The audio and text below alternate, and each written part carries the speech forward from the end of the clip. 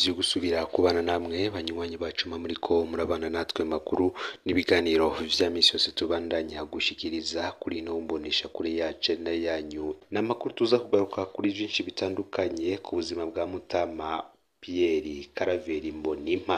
Ni vyinshi tuza kugaruka ko ntwaye kaze aho uba uherereye hose wowe uri ngaha mu gihugu c'u Burundi ukurikirana amakuru n'ibiganiro vyacu uri mu buseruko mu buraruko mu manuko mu burengero uri hanze mbezi y'igihugu c'u Burundi mu bihugu bigize akarere ka Afrika y'ubuseruko ku mugabane wa Afrika muri rusange ndetse no mu makungu ya kure. Muri ano makuru turaza kugaruka kuri vyinshi vyabaye kuri Mutama Mbonimpa, harimwo guhakwa kugandagurwa akiri muto, kubuzwa kubandanya amashure yiwe, kwicirwa abavyeyi n'abana, kubona indongozi basangiye urugamba rwa politike yicwa akakira ikiziga ciwe nyuma y'imisi gihambwe, gupfungwa ku karenganyo inshuro zibiri, kuborezwa igufa, kuraswa akamara ukwezi mu bitaro, kwangazwa, kunyagwa amatungo yiwe, gutukwa n'igihugu ciwe kikamwita umwansi wacu n'ibindi vyinshi nivyo tugiye kugarukako. Petero Karaveri Mbonimpa avuga ko abavyeyi badasangiye ubwoko, se n'umuhutu nyina n'umututsikazi. Mu mwaka w'1972 Mbonimpa yarahaswe kwicwa ariko acanyegezwa n'abagenzi b'abatutsi. Abatari bake mu bagenzi biwe b'abahutu barishwe uwo mwaka. Urwo rwimo nyene rwatumye Mbonimpa ahagarika amashure. Imyaka myinshi yiwe yayikoze mu bushikiranganje bw'ubudandaji aho agarukiye demokarasi ifatiye ku migambwe myinshi. Mbonimpa yabaye mu begereye Melchior Ndadaye, arazezwa kuba umunyamabanga ntayegayezwa w'umugambwe. Mu bihe vy'imyiyamamazo Mbonimpa niwe yanyonga imodoka ya Rerura Melchior Ndadaye. Aho Perezida Ndadaye agandaguriwe mu mwaka w'1993, Petero Karaveri Mbonimpa ari mu bagiye imbere mu myerekano yo gusaba ibiziga vy'umukuru w'igihugu n'abagendanyi biwe. Ni nawe yahavuye yakira ivyo biziga. Mu gitabo ciwe Mbonimpa yamenyesheje ko ibiziga vyose vyasubijwe kiretse ica Jules Bimazubute yari icegera c'umukuru w'inama nshingamateka, kugeza ntawuzi abasirikare bamutaye. Urwimo rwo mu mwaka w'1993 rwatwaye abaryango benshi ba Mbonimpa. Se yaguye mu ikambi y'impunzi mu Rwanda. Ico gihe abahutu benshi bo mu ntara z'uburaruko bakaba barahungiye mu gihugu c'u Rwanda. Nyina nawe kimwe na muramu we bagandaguriwe mu ikambi y'abateshejwe izabo mu vyerwa vya Ngozi. Mwene abo yari tabaye mu bazibiye amabarabara inyuma y'igandagurwa rya Perezida Ndadaye, nawe yishwe n'abasirikare.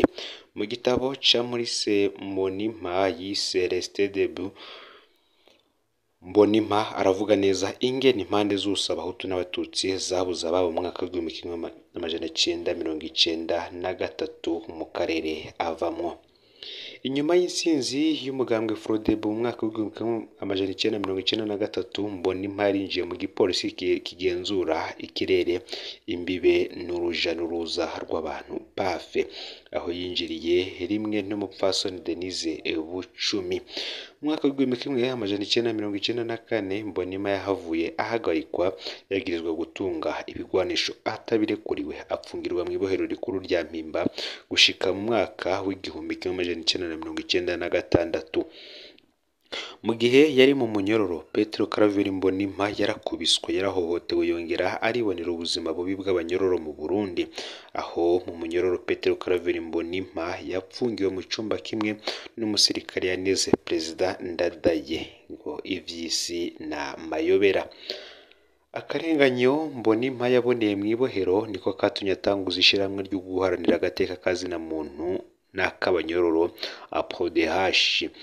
Iri shirahamwe ryarakoze ibintu vyinshi cyane, ryarahinduye vyinshi mu mabohero y'u Burundi, riratuma kandi hashirwaho itegeko rihana kuboreza igufa abapfunzwe, mbere n'igihano co gupfa kirakurwaho.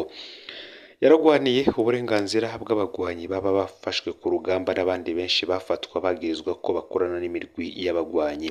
Mu nyuma Perezida Nkurunziza ubwiwe yaramugendereye muri APRODH aramushimira ku bikorwa yakora, yongera aramwemerera ko agiye kurwanya torture mu nzego z'inyamiramabi. Aha twokongera ko kandi ko ako karenganyo kakorewe umuvyeyi wiwe katumye imfura ya Mbonimpa ija kwifatanya n'abandi mu rugamba rwa CNDD FDD, kuri ubu ikaba ifise ipete rya Lieutenant Koloneli mu gisirikare c'u Burundi. Nk'uko twababwiye tugiye kugaruka kuri vyinshi bitandukanye, tugiye kugaruka kuri dosiye yari ikomeye cyane.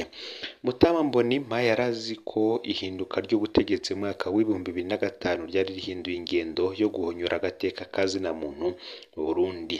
Akaba yarazi ko abarundi bagiye kuruhuka. Yarumiwe rero abonye ngo ivy'ubutegetsi bwa CNDD FDD bwahavuye bwamukamo, afata mbere mu kwemeriza ubwicanyi bwakorewe aba FNL Muyinga mu mwaka w'ibihumbi 2006, ashira habona ibinyegezwa vyo mwigandagurwa rya Ernest Manirumva mu mwaka w'ibihumbi 2009 n'ibindi vyinshi.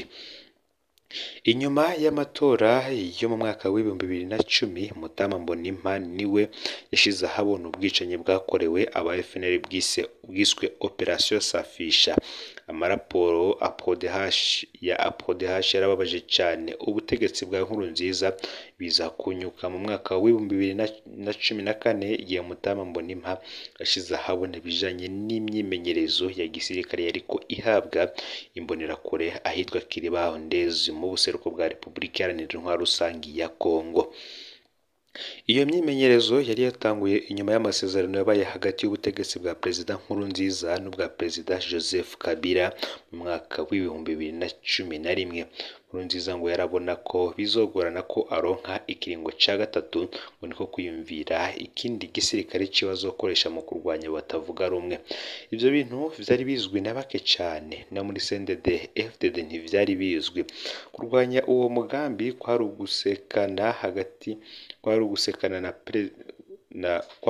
ugusekana na Perezida Nkurunziza ubwiwe, ngo niho hiyumvirwa rero umutego wo guhagarika Mbonimpa, bamurungikira ifoto itari yo mu gihe yari yamaze kuronka ayandi mafoto y'abari mu myimenyerezo muri Kiribaho Ndezi. Iyo foto ngo rero niyo akaba ariyo yabaye icitwazo cyo kumufata yagirizwa guhungabanya umutekano w'igihugu. Ku munsi wa kane igenekerezo ya 15 Rusama mu mwaka w'ibihumbi 2014, isaha 7 z'umurango, Pacifique Ninahazwa ati narabonanye n'umwe mu barongoye amashirahamwe yigenga, yari arongoye rimwe mu mashirahamwe akomeye kandi yizewe muri societe civile. Ubutumwa Pacifique Ninahazwe ati ubutumwa yaranzaniye bwari bwo kumenyesha ko Mutama Mbonimpa bwaca afatwa. Ico gihe Mbonimpa yari amaze kwitaba inshuro zibiri muri police judiciaire ku magenekerezo y'indwi ndetse n'igerekerezo ya 12 Rusama umwaka w'ibihumbi 2014. Hose akaba yabazwa ibijanye n'ivyo yavuze ku mbonerakure zariko zirakora imyimenyerezo ya gisirikare muri Kongo, kandi yari yatanze ivyemezo vy'ivyo yavuze. Hariho umutabe umusaba gusubira kwitaba ku munsi wa mbere igenekerezo ya 19 Rusama umwaka w'ibihumbi 2014. Amakuru y'ibanga y'uyungo Pacifique Ninahazwa yaronse nuko Mbonimpa yitavye yari guca afatwa. Muri iyo myaka bari bamaze kumenyera ko umuntu ashoboye gukinjura gato mu mushuhira w'ibihe ubutegetsi bwaba bushaka kumufata, iyo ngingo ngo yaraheza igahebwa. Aho kuwa kane Pacifique Ninahazwa abandanya agira ati uyo mukuru w'ishirahamwe twabonanye yarambwiye ko hariho ishirahamwe rifasha abaharanira agateka ka muntu ryari ryatumiye Mbonimpa ishirahamwe riharanira agateka ka muntu ryari yatumiye Mbonimpa mu nama muri Kenya kandi ko yari kugenda iryo joro nyene mu gipolisi hari kwitaba umushingwamanza wiwe ati sinamenye neza nimba uyu mugenzanje muri societe civile yari yaje kumpa makuru ayo makuru koko canke yaraje kumviriza ko hari ikindi noba nohava nkora canke hoba hari abandi boba bari biyumviriye ico bakora co gutabara Mbonimpa.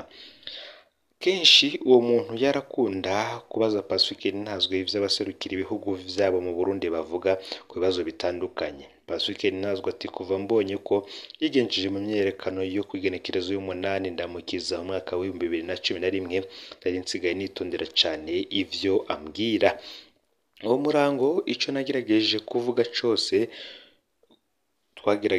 twagerageza yoca ambwira ko bagejeje kugitegura ko atacotuma mpagarika umutima ngo twavanye numva ampumurije. Isaha 3 z'umugoroba uwo munsi nyene uyu mukuru w'ishirahamwe twarahuye nsose muri restaurant imwe mu gisagara ca Bujumbura nawe ayijemwo acambwira ngo ndafise ubwoba wa muntu hava afatwa.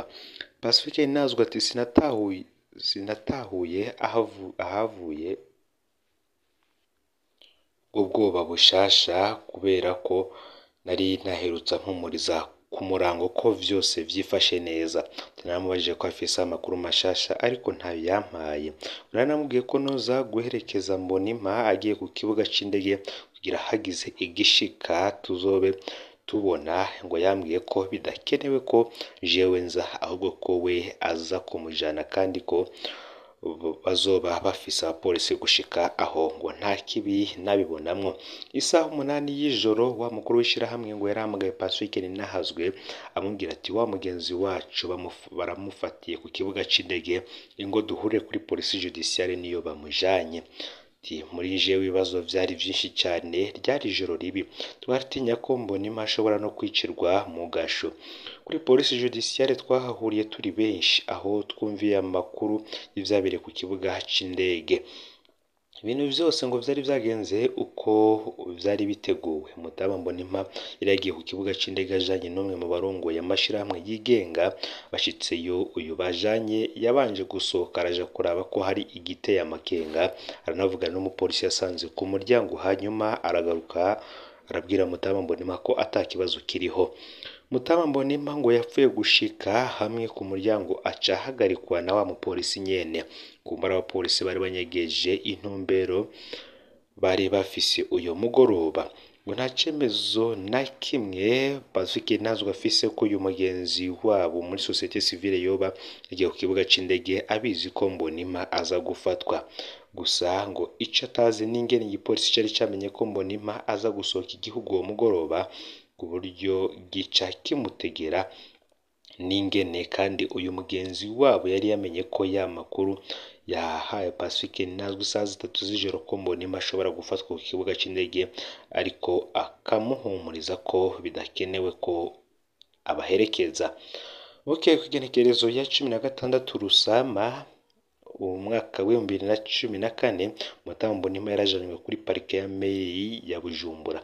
Abantu benshi baragiye kumushigikira n'abarongo y'amashirahamwe yigenga batari bake niho biriwe barindiriye ingingo ihava ifatwa. Ingingo y'incamugongo rero yahavuye isohoka Mbonimpa ajanwa ku mugoroba mw'ibohero rikuru rya Mpimba. Ifungwa rya Mbonimpa yari inkuru y'incamugongo ku barundi benshi cyane. Abanyoro mu Burundi bari babuze ijwi ryahora ribavugira. Abarundi bararenganywa bari batswe intwari itarya umunwa. Abaharanira agateka ka muntu bari batswe kiremesha. Mayandi makuru yacu turaza kubabwira ivyo wa gatanu urwatsi rubisi campagne du vendredi vert nivyo tuza kugaruka ko vyo ndasabone canke subscribe kuri hotel wafise ndako kugira ngo utoja ucikanwa n'amakuru n'ibiganiro tubandanya gushikiriza kuri nomboresha kure uri mu bambere. Sangiza kandi n'amakuru bagenzawe aho baba baherereye hose kugira ngo nabo tuja bacikanwa n'abiriko biravugwa bigezwe ko ngaha mu gihugu c'u Burundi hanze mbezi igihugu c'u Burundi ndetse no makungu ya kure.